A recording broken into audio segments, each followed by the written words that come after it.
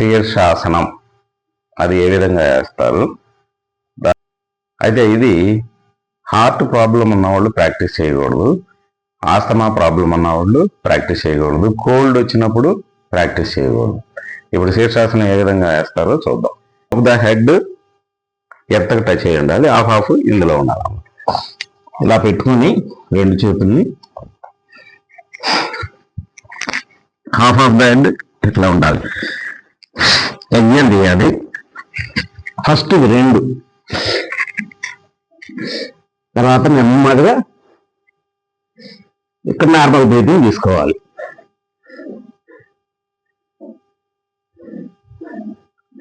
తీసుకున్న తర్వాత నెమ్మదిగా రెండు ఫోల్డ్ చేయాలి.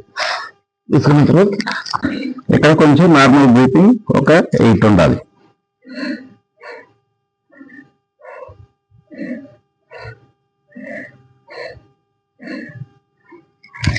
ఆ తర్వాత వెంటనే కాంప్లిమెంటరీ తాడాసనం వేయాలి.